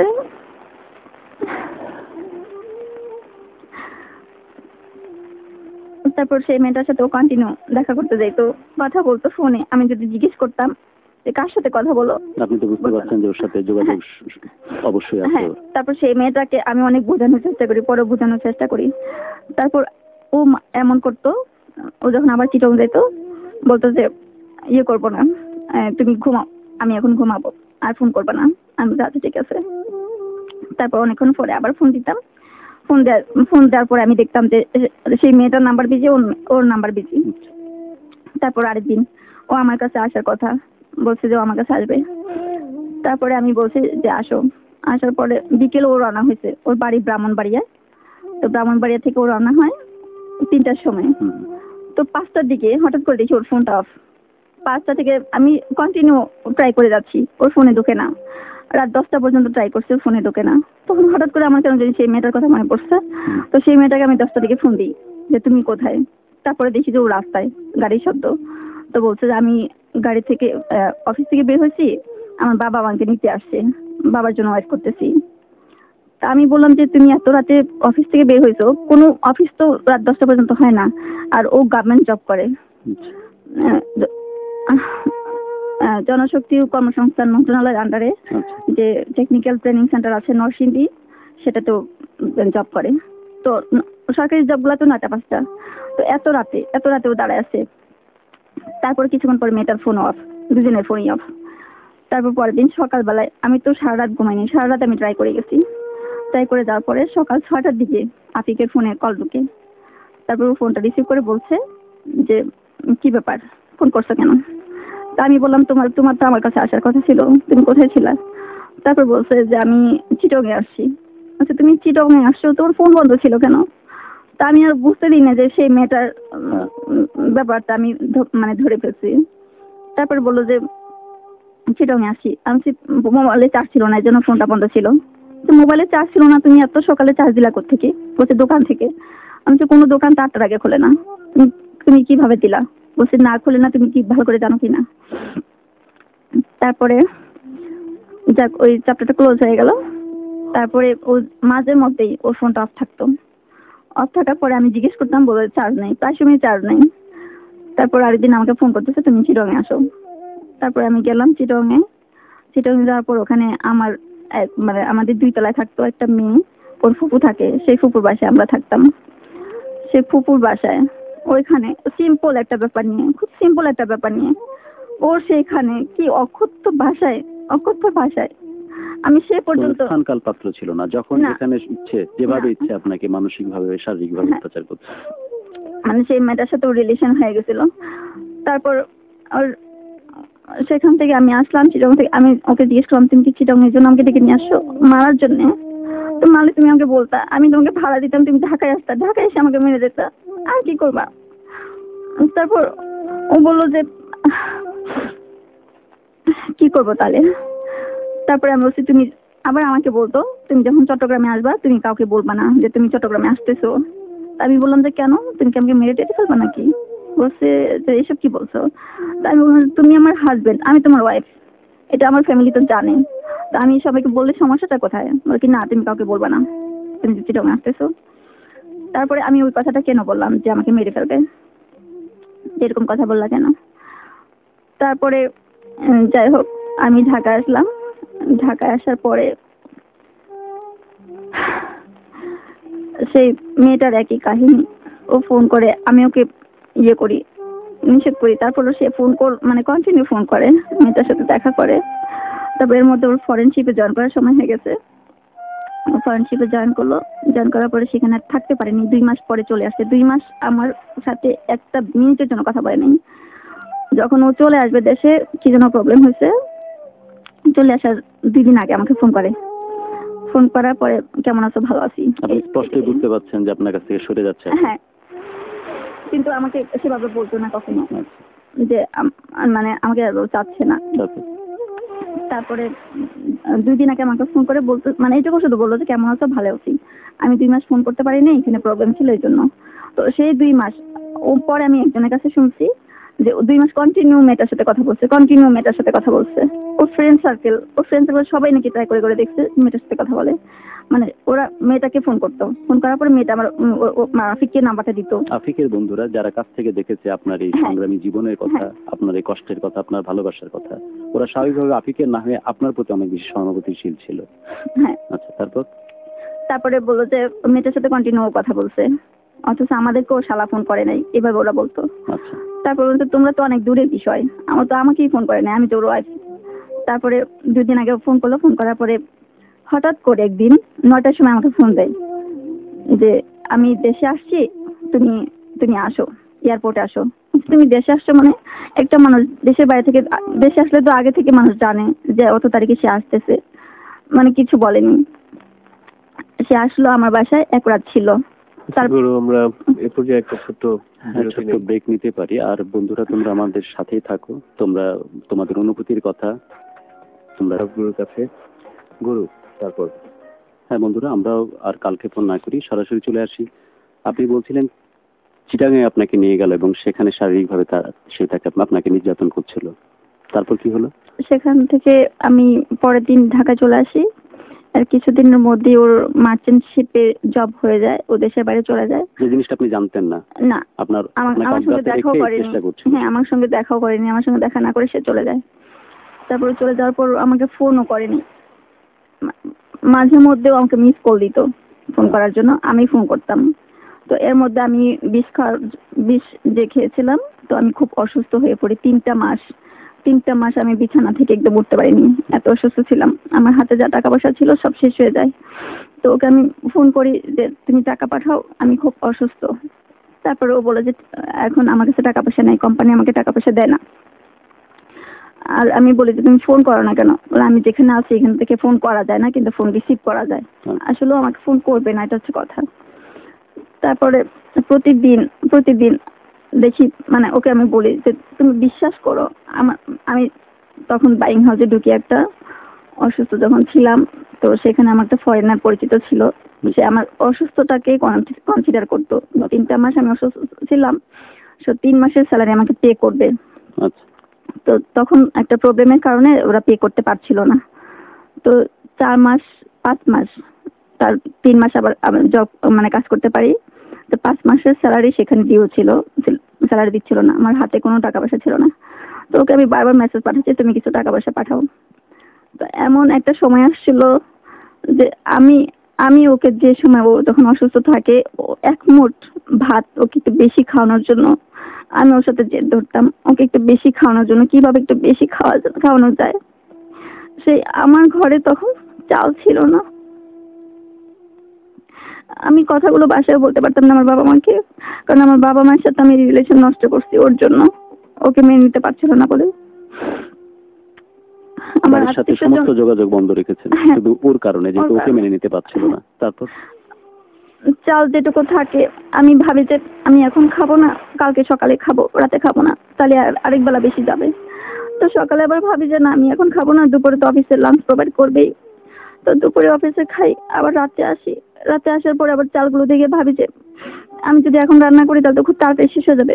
খুব বেশি চাল ছিল না, একদম অল্প চাল ছিল। তারপর এটা ভেবে এরকম করে আমি একটা, না আমার মনে আছে আমি শুধু অফিসে খেয়েছি 4-5 দিন, বাসায় আমি খাইনি, টোটালি খাইনি। তারপর রান্না করলাম, দেখি চাল পাচ্ছি না, অফিস করতে পারবো না, এমনিতেও অসুস্থ, হাঁটতে পারি না, অনেক কষ্ট করে আমি অফিসে যাই।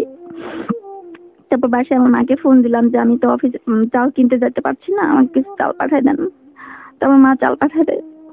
আমার বোন টাকা পাঠায় কাপড় কেনার জন্য, সেই টাকা দিয়ে আমি বাসা ভাড়া দিই, সবজি কিনি। মানে যা টাকা ছিল আমার সব আমার ডাক্তারের কাছে চলে গেছে। ওকে আমি কন্টিনিউ ফোন করছি যে তুমি টাকা পাঠাও, আমার অবস্থা খুব খারাপ, 4 মাস ধরে আমি স্যালারি পাচ্ছি না। ও মানে ফোন করে না আমাকে, ফোন করে না, ফোন করলে আমাকে মেসেজ পাঠায়, মিস কল দেয়। আমার বাসা ছিল 4 তলায়, 4 তলা থেকে নিচে নামতে আমার আধা ঘন্টা 1 ঘন্টার মতো লাগতো। আমি এত কষ্ট করে নেমে নেমে দোকান থেকে টাকা রিচার্জ করতাম, রিচার্জ করে ওকে ফোন করতাম। তারপরও যে মানুষটার জন্য, যার জন্য আমি এক মুঠ ভাত ওকে একটু বেশি খাওয়ানোর জন্য আমি জেদ করতাম, ওর মুখে ও সব খাবার খেতে পারতো না, কোন খাবারটা ও খাইতে পারবে সেটা আমি একটা একটা করে ওর সামনে নিয়ে আসতাম, যেটা খাইতে পারতো সেটা আমি একটু বেশি করাতাম। সেই মানুষটা আমি খেতে পারতেছি না, আমার ঘরে খাবার নাই, আমার একটু একটু একটা বারের জন্য আমাকে জিজ্ঞাসা করে নাই আমি কিভাবে আছি, কিভাবে চলছে। এত বিসর্জন, এত ভালোবাসা আমি আসলে কার জন্য আমার ছিল আমি বুঝতে পারছি না। একটা মাস 1 বছরও দেশের বাইরে ছিল, এর মধ্যে তো ফোন করেনি। তো হঠাৎ করে ও আমাকে বললো যে ও দেশে আসবে সেপ্টেম্বর মাসে, লাস্ট ইয়ারে সেপ্টেম্বর মাসে। তো সেপ্টেম্বর মাসে ও আসে নাই, আসছে অক্টোবরে। আমার জানালো যে অক্টোবরে আসবে। তারপর যখন অক্টোবরের 18 তারিখে আসার কথা, 18 তারিখ যখন পাস হইলো, পাস হওয়ার পরে দেখি যে ও আমার কাছে আসেনি, আসলে তো আমার কাছে আসবে এটা আমি চিন্তা করলাম। তারপর 18 তারিখে পাস হওয়ার পরে 22 তারিখে ওর দেশের বাইরের নাম্বারে ফোন করে দেখি নাম্বারটা বন্ধ। তারপর দেশের নাম্বারে ফোন করি, সেটাও বন্ধ। তারপরে আমি ওর বাবার নাম্বারে ফোন দিই, ওর বাবা বলে যে ও আসেনি।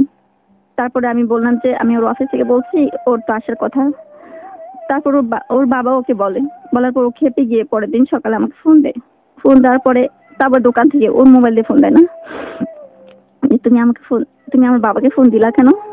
আমি বললাম যে তোমার কোনো খোঁজ পাচ্ছি না, এই জন্য আমি তোমার বাবাকে ফোন দিছি। তো মানে কোনো উপায় না পেয়ে তো ফোন দিছি। তারপর ও অনেক ঝাড়ি দেয়, আমাকে অনেক বকাঝকা করে। আমি বললাম যে তুমি দেশে আসছো, কখন আসছো? তুমি তো আমার কাছে আসোনি, তুমি আমার কাছে আসো নাই। ওর ভাই বাসে উঠছে, ওঠার পরে তা আমি ভাবলাম যে আমি রাগ করতেছি, রাগ করে আমি একটা বকা দিই ওকে। বকা দেওয়ার পরে আমি ভাবলাম যে ও মনে হয় আমার কাছে আসবে আমার রাগ ভাঙানোর জন্য।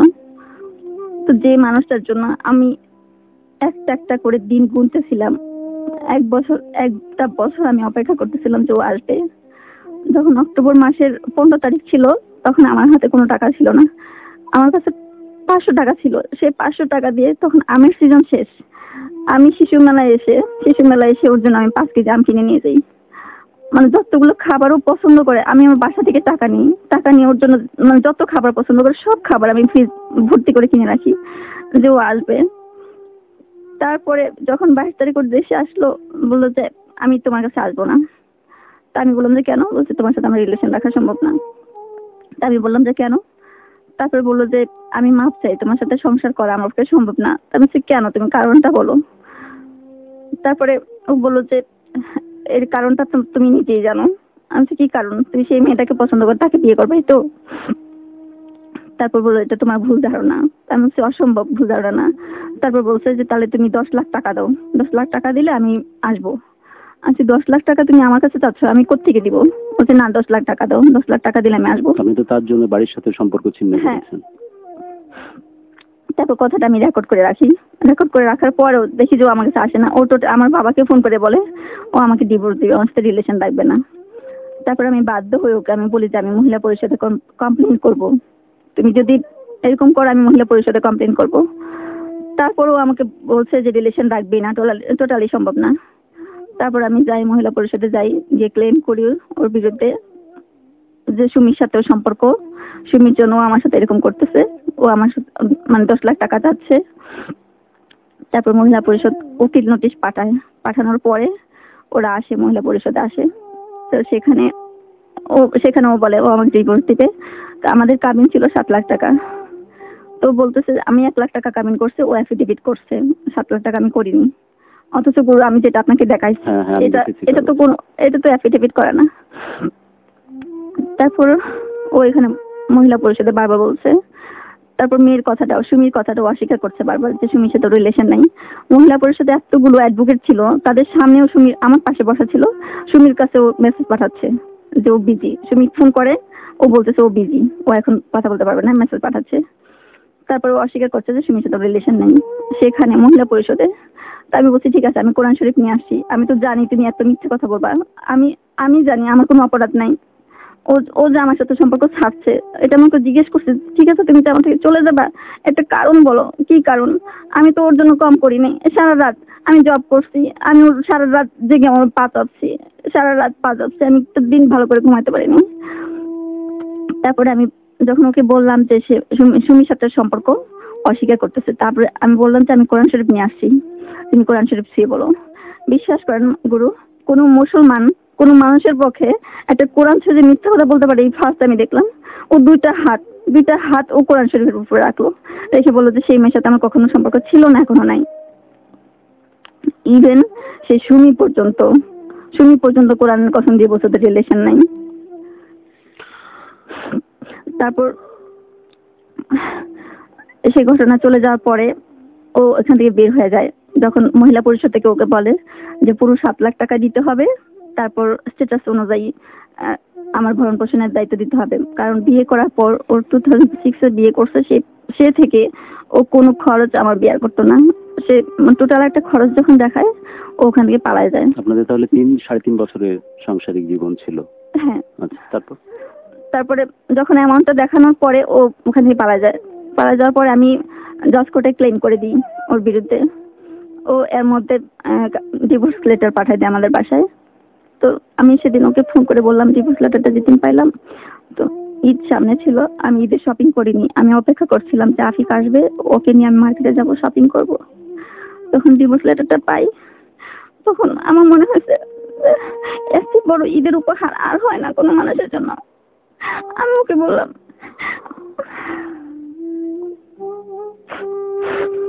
হ্যাঁ রে, ভালোবাসা এত কিছুর পরেও এই যে মহিলা পরিষদে কমপ্লেন করা, তারপরে জজ কোর্টে কেস ফাইল করা, উদ্দেশ্য একটাই, ভালোবাসা মানুষটা যেন ফিরে আসে। তখন অপেক্ষা যে মানুষটা হয়তো ফিরে আসবে, একসাথে ঈদের কেনাকাটা হবে। মানুষটা উপহার হিসেবে তার কাছে পৌঁছালো ডিভোর্স লেটার। তারপর ওকে যখন আমি ফোন করে বললাম তোমার ঈদের উপহার আমি পাইছি, পরে ও খুব হেসে বলল যে ও আচ্ছা, বলে ও সঙ্গে সঙ্গে ফোনটা অফ করে ফেলে, সিমটা চেঞ্জ করে ফেলে। সে থেকে আমি আর কখনো ওর সিমটা অন পাইনি। সেই সুমির সাথে এখনো পর্যন্ত সম্পর্ক আছে, ও সুমিকে বিয়ে করছে। সেই সুমিকে দিয়ে আমি কেন ক্লেম করলাম কোর্টে, কেন কেস করলাম, আমি যেন কেসটা উঠাইনি। সেই সুমিকে দিয়ে আমার বাবা মাকে এমন অকথ্য ভাষায় কোনো মানুষের মুখ দিয়ে বের হয় না, এগুলো বলে গালাগালি করে আমাকে কন্টিনিউ আমাকে বকাবকি করে সুমিকে দিয়ে। এত নোংরা কথা কোনো মানুষের মুখ দিয়ে বের হয় না, যেগুলো সুমি বলছে আমাকে। কোন মুসলমান মানুষের মুখ দিয়ে বের হয় না যে সমস্ত কথা, ইসলাম বিরুদ্ধে কথা, বাবা মেয়েকে নিয়ে। আমরা আমাদের সহ্যেরও বাইরে যে ধরনের কথা আসলে উপস্থাপন হতে যাচ্ছে, কানের হয়তো সেই ক্ষমতা নাই সে কথাগুলোকে শুনবার বা সহ্য করবার।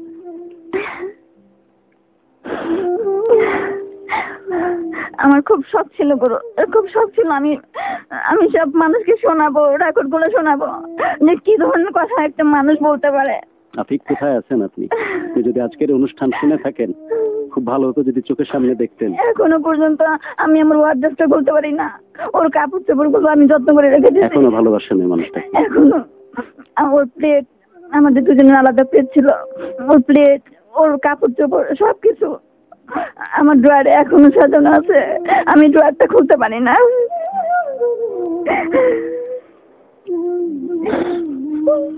দেখে যান আফিক, আপনি কোথায় আছেন দেখুন, যদি শুনে থাকেন তো মনোযোগ দিয়ে শুনুন কতটুকু ভালোবাসায় ভালো লাগায় রেখে গেছেন আপনার সেই মানুষটিকে। তার দীর্ঘ নিঃশ্বাস, চোখের প্রত্যেকটি পানি, তার আহাজারি, তার কষ্ট। আপনি যদি ভালো থাকেন তো ভালো, বাট ভালো কিন্তু থাকার কথা না। গুরু, আমাদের কাছে অনেক প্রশ্ন চলে এসছে, অনেক লিসনার অনেক কিছু জানতে চেয়েছে, তো আমরা সেই প্রশ্নগুলি একটা একটা করে নিব, আমাদের হাতে সময়ও নেই। আমরা আরেকটা ছোট্ট বিরতিতে যাই। ডিয়ার লিসনার্স, আমরা ছোট্ট একটা বিরতি নিচ্ছি। আপনারা আমাদেরকে করতে পারেন 2323 নাম্বারে আপনাদের যে কোনো অনুভূতি জানিয়ে এসএমএস করুন।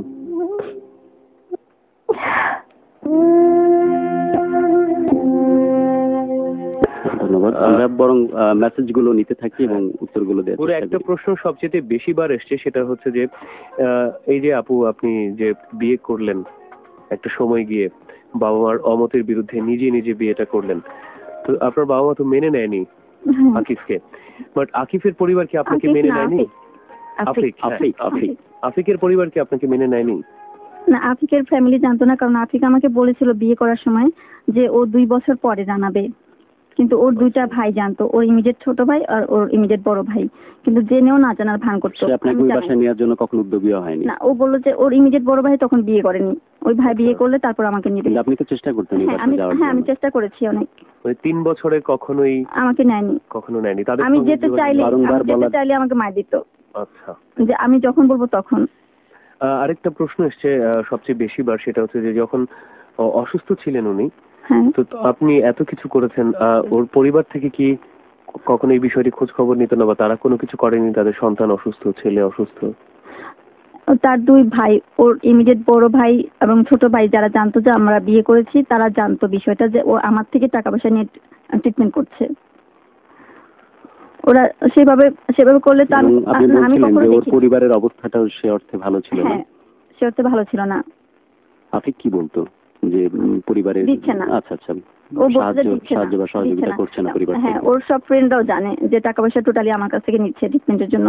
ওর বড় ভাই জানে, ওর ইমিডিয়েট বড় ভাই। অথবা যদি পরিবার থেকে সাহায্য সহযোগিতা নিয়েও থাকে, হয়তো আপনাকে অন্ধকারে রেখেছে, জানতে দেয়নি, এটাও হতে পারে। সেটাও হতে পারে। আচ্ছা, গুরু একটা প্রশ্ন আমার আছে, এই প্রশ্নটা টোটালি আমার, সেটা হচ্ছে যে প্রথম থেকে আপনি মানে চাচ্ছিলেন না এমন করে বিয়েটা হোক বা এমন করে কিছু একটা হয়ে যাক, না, এবং ভালোবাসার বিষয়টাতে আপনি অনেক ভীত ছিলেন, হ্যাঁ, বাট ফাইনালি আপনি এই কাজটাই করে ফেললেন।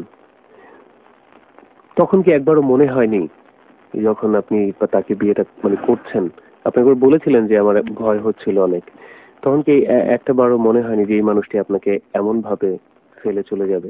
কেন মানে বিয়েটা করার জন্য কেন উদ্যোগী হয়েছিলেন আপনি? আসলে ও খুব খুব অসুস্থ ছিল, খুবই অসুস্থ ছিল। সে কথাটা সে বলেছিল হ্যাঁ। তখন, সে বলেছিল যে আমি বাঁচবো না আর, কারণ হ্যাঁ। একদম শেষ পর্যায়ে চলে এসেছিল লিভারের যে সমস্যাটা।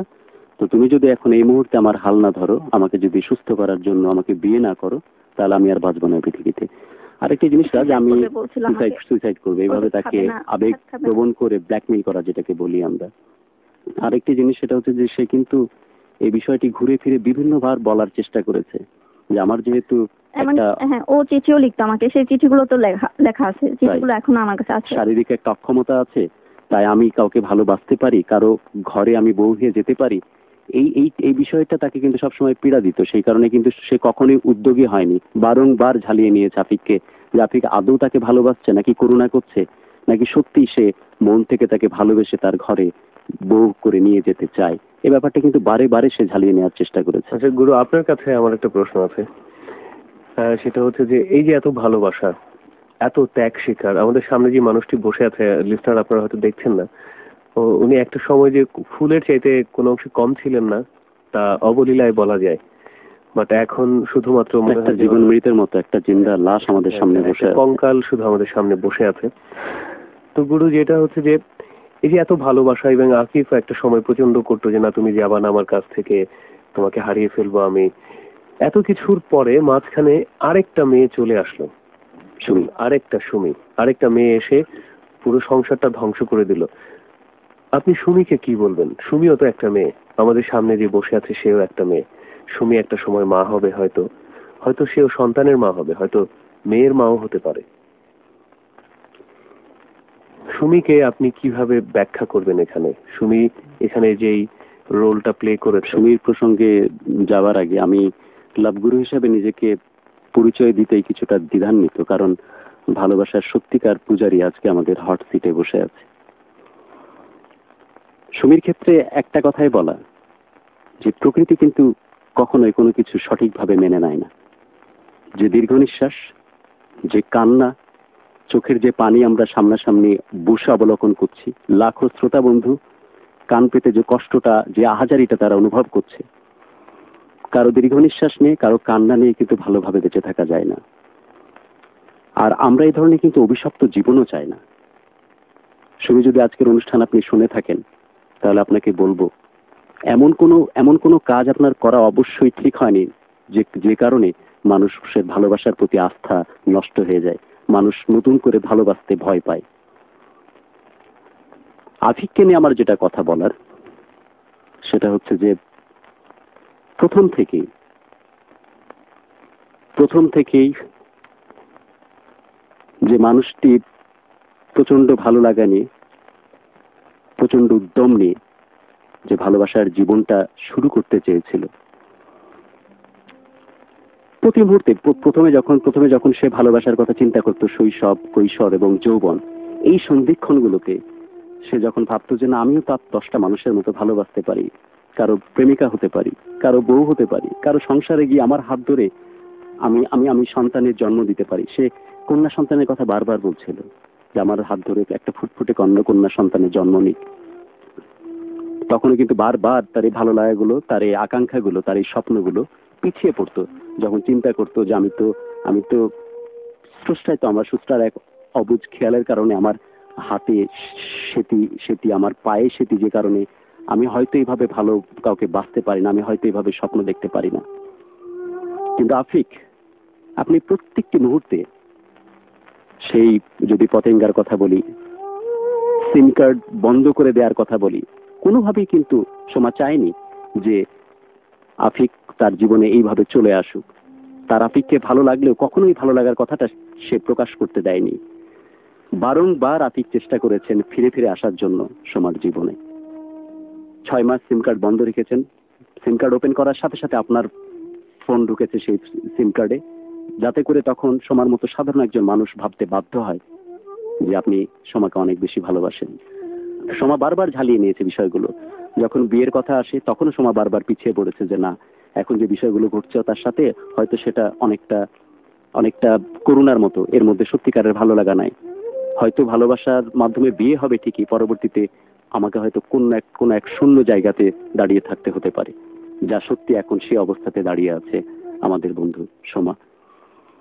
আফিক, এই যদি হয় ভালোবাসা, কাউকে পাগলের মতো মন প্রাণ উজাড় করে দিয়ে ভালোবাসার ফল যদি এই হয়, কাউকে যদি আপনি এতগুলো দীর্ঘ নিঃশ্বাস, এতগুলো বুক ফাটা আর্তনাদ, এতগুলো হৃদয়ের রক্তক্ষরণ, এতগুলো কষ্ট দিয়ে যদি আপনি আরো অন্য কারো সাথে ভালো থাকার চেষ্টা করে থাকেন, আমার মনে হয় না সে চেষ্টাটাতে আপনি কখনো কামিয়াব হবেন। আমি আমার শ্রোতা বন্ধু, লাখো শ্রোতা বন্ধুদেরকে সাথে নিয়ে একসাথে আপনাকে ধিক্কার জানাচ্ছি, একসাথে সবাই মিলে আপনাকে ধিক্কার জানাচ্ছি এবং স্রষ্টার কাছে প্রার্থনা করছি যে এই ধরনের আফিকের মতো চরিত্র যেন কোনোভাবেই এই পৃথিবীতে ঘুরে ফিরে আর না আসে। স্রষ্টা, তুমি সবচেয়ে মূল্যবান যে জিনিসটা আমাদেরকে দিয়েছো তা হচ্ছে ভালোবাসা, তোমার এই সৃষ্টিকুলে। এই ভালোবাসাটাকে যে অপমানিত করে, এই ভালোবাসাটাকে যে বৃদ্ধাঙ্গুলি দেখায়, সে আফিকার প্রতি থাকলো আমাদের ভেতর থেকে প্রচন্ড রকমের ঘৃণা।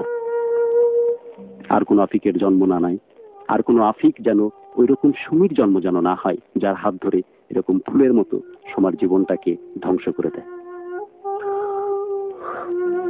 গুরু, আমার যেটা ফাইনালি মনে হচ্ছে সেটা হচ্ছে যে তার মানে কি পুরোটার পেছনে স্বার্থ ছিল।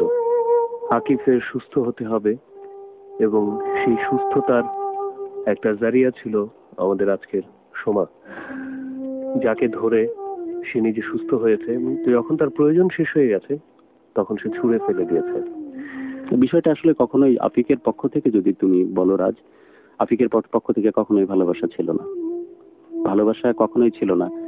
যে কারণে সে খুব সন্তর্পণে, ঠান্ডা মাথায়, উদ্যোগী হয়ে, যেমন মাসের পর মাস ফোন করা, ওটা কিন্তু কোনো কাকতালীয় ঘটনা ছিল না। 6 মাস পরে ফোন দিল এবং সোমার সাথে সাথে ফোনটা চলে আসলো। 6 মাস ধরেই কিন্তু ফোন দিচ্ছে। ওটা কিন্তু ভালোবাসা ছিল না, ওটা ছিল প্রচন্ড ঠান্ডা মাথায় তাকে তার প্রতি আকৃষ্ট করার একটা প্রচেষ্টা মাত্র। গুরু, আমাদের হাতে প্রচুর এসএমএস রয়েছে, আমরা কিছু প্রাপ্তি স্বীকার করে ফেলি। সব বন্ধুরা একাত্মতা প্রকাশ করেছে আপুর সঙ্গে। রিসাল লিখেছে ময়মনসিংহ থেকে আমাদেরকে, আমরা আর কোনো দুঃখ নিতে পারবো না। এসএমএস করেছে আমাদেরকে হাসিব, ও লিখেছে আমার আন্টি এরকম একটা ক্রাইসিসের মধ্যে ছিল, কিন্তু সেটা সে কাটিয়ে উঠেছে। শুভকামনা আপুর জন্য, সে যেন কাটিয়ে উঠতে পারে। এসএমএস করেছে আমাদেরকে নাদিম শ্যামলী থেকে, লিখেছে আকিফের কি মনুষ্যত্ব বোধ নাই, ওর কি কোনো মনুষ্যত্ব নাই? পৃথিবী থেকে ভালোবাসা হেরে যাবে। আপনি যদি হেরে যান আমার ভালোবাসার এই যে একটা প্ল্যাটফর্ম, এটা হেরে যাবে। আপনি যদি হেরে যান তাহলে লাখো শ্রোতা বন্ধু যাদের আর্থিক সম্পর্ক এই অনুষ্ঠানটিকে ঘিরে হাজারো লাখো মানুষের সাথে, তারা সবাই একসাথে হেরে যাবে। এতগুলো মানুষ একমাত্র আফিকের জন্য, এতগুলো মানুষকে আপনি হারাতে পারেন না, এদেরকে হারিয়ে দিতে পারেন না। কারণ যে মানুষটাকে চোখের সামনে দেখছি, একবারে একটা জীবন মৃতের মতো জীবন্ত একটা লাশও দেখতে পায়, যে আপনি আপনার জীবনে প্রতিষ্ঠা পেয়েছেন, ঘুরে দাঁড়িয়েছেন, অনেক ভালো আছেন আপনি। আফিকের মতো একটা নরপিশাচ আপনার জীবনকে বিধ্বস্ত করে দিতে পারেনি, বরং ওই বিধ্বস্ত জায়গা থেকে ঘুরে দাঁড়িয়ে অনেক অনেক ভালো আছেন আপনি। তাহলে মনে হয় আমার মতো, আমাদের মতো ভালো কেউ থাকবে না তখন। আপনি কথা দেন, আজ থেকে, এখন থেকে, এই মুহূর্ত থেকে আপনার শুধু ঘুরে দাঁড়ানোর প্রচেষ্টা থাকবে। আজকে কথা দেন আপনি লাখো মানুষকে সাথে নিয়ে। সোমা, এই কথা কি পেতে পারে আপনার কাছ থেকে? গুরু, আমার মনে হয় যে আমি মনে হয় খুব বেশি দিন বাঁচবো না। না না, এই কথা বলার কোনো সুযোগ নাই। একটা মানুষ দুইবার বিষ খাওয়ার পরে আমার ভিতরে কিছু নাই, সব চলে গেছে। সে তো দেখতেই পাচ্ছি, সব চলে গেছে, আমার ভিতরে কিছু নাই। আমরা সেটার জন্য আমরা একসাথে চেষ্টা করব, একসাথে হাত ধরাধরি করে পথ চলার চেষ্টা করব, এমন একটি জীবন তৈরি করার চেষ্টা করব যারা আফিকের মতো মানুষ আছে তারা যেন দেখে যে তাদের এই ধরনের কাপুরুষোচিত কাজে, তাদের এরকম পৈশাচিক কাজে আমাদের মতো ভালো মানুষ যারা পৃথিবীতে আছে তারা হারতে পারে না, হারিয়ে যায় না। একবার চেষ্টা করি আমরা সবাই মিলে। কথা দেন আপনি, যেন আপনি চেষ্টা করবেন নতুন করে ঘুরে দাঁড়ানোর জন্য। হ্যাঁ, ঘুরে দাঁড়াবো আমি। এবং সেদিন আপনাকে সাথে নিয়ে, লাখো বন্ধুকে সাথে নিয়ে সমুদ্রে দাঁড়িয়ে সূর্যের দিকে চোখ রেখে আমরা কিন্তু আত্মবিশ্বাসী হব। আজকে আমি টোটালি একা আমি ফাইট করছি। টোটালি একা। তো আর আপনি একা না, আমি আছি, রাজু আছে, জাফরিন আছে, লাখো শ্রোতা বন্ধু আছে, অহর্নিশ আপনার সাথে আছি। হ্যাঁ, সবাই আমার সাথে থাকলে আমি অবশ্যই আপনি জানেন না, আমি ফাইট বন্যার স্রোতের মতো মেসেজ আসছে, সবাই বারবার করে জানাচ্ছে সোমা আপু তুমি কষ্ট পেও না, তুমি কান্নাকাটি করো না, তুমি ঘুরে দাঁড়াও, আমরা সবাই তোমার সাথে আছি, একসাথে আছি আমরা সবাই। হ্যাঁ, আমি একটা নজির সৃষ্টি করতে চাই। আমরা এই জিনিসটাকে আবার হাইলাইট করব। আমি একটা নজির সৃষ্টি করতে চাই যাতে আর কোন সমাজ জীবনে আমার মতো না হয়। এবং আপনি ঘুরে দাঁড়াবেন, সেই সফলতার কথা 2011 সনে আমরা একদিন অনুষ্ঠানে নিয়ে এসে দেখতে চাই। আপনি কথা দিচ্ছেন? আমি বিচারের কাজ করে আমি ওদেরকে দাঁড় করাবোই। এবং আপনি নিজেই ঘুরে দাঁড়াবেন? হ্যাঁ। আপনি কথা দিচ্ছেন? আপনাদের একদিন আপনার সফলতার কথা একদিন আমরা এই স্টুডিওতে বসে বলবো। আপনি কথা দিলেন আমাদের? হ্যাঁ, আমি কথা দিচ্ছি, সবাই যদি আমার পাশে থাকে। আমরা সবাই আপনার পাশে আছি, অনেক বেশি করে আপনার পাশে। আমার মনে হয় যে আপুর এই কথাটা অনেক দরকার ছিল। এই কথাকে সামনে নিয়ে আমরা নতুন একটা বছরে পা রাখবো। ডিয়ার লিসনার্স, আমাদের সময় শেষ হয়ে গেছে। আজকে রাতের মতো বিদায় নিতে হচ্ছে। গুরু যাওয়ার বেলায় যদি আপনি কিছু বলতেন। আমি আশা করেছিলাম যে বছরটা হয়তো একটু অন্যভাবে শুরু হবে, কিন্তু আসলে একটু অন্যভাবেই শুরু হলো, যেহেতু আবার আশার কথা, স্বপ্নের কথা, ভালো লাগার কথা, উচ্ছ্বাসের কথা আসলো। গত এই 2010 এই বছরে আমার ভালোবাসা স্টুডিওতে এখানকার ইথারে হয়তো ভাবছে অনেকের ভালো লাগা, অনেকের কষ্ট পাওয়া, অনেকের উচ্ছ্বাস অথবা অনেক আহাজারির কথা। আজকে আমাদের 52তম সপ্তাহরাজ এবং আমরা এই বছরের মতো শেষ আমার ভালোবাসা অনুষ্ঠান করছি। তো আমি আশায় বুক বাঁধি, বন্ধু তোমাদের সবাইকে সাথে নিয়ে আমি স্বপ্ন দেখতে পছন্দ করি। আর কষ্ট নয়, 2011 সালে সবসময় যেন আমরা শুধু ভালো লাগার কথা, উচ্ছ্বাসের কথা, শুধুই যেন আনন্দের কথা বলতে পারি, এইভাবে আমাদের জীবনকে গড়ে তোলার চেষ্টা করি। এবং সবাই মিলে স্বপ্ন দেখি একটি ঝা তক্তকে বসুন্ধরাতে মতো যেন আমরা বেঁচে উঠতে পারি। আমরা নির্দ্বিধায় সবাইকে বলে দিতে চাই, প্রকৃতি, গান, আবৃত্তি সবকিছু আমাদের অধিকতর প্রিয়। আমরা চাই আমাদের ভালোবাসার মানুষকে বারে বারে ভালোবাসার জন্য অভিযুক্ত হতে, চাই আমাদের বাবা মার সুখ, চাই পসেন্টারের মতো ঝকঝকে বাণিজ্যিক ভবন, এতখানি উঁচুতে যেন তার উঁচু ভবন থেকে নীল আকাশকে চুম্বন দেয়া যায়। সপ্তাহান্তে একটা দিন আমরা সবাই মিলে ভালো লাগায় পাগল হতে চাই, এতখানি পাগল যেন জুতোর ডাগার দিকে তাকিয়ে মঙ্গল গ্রহের প্রতিবিম্ব দেখতে পায়। আর কোনো চোখ রাঙানি নয়, আর কোনো শাসন, হুমকি ধমকি নয়, আর কোনো বল প্রয়োগ নয়, আর কোনো পঙ্কিলতা নয়, আর কোনো ঠকবাজি নয়, আর কোনো ভণ্ডামি নয়।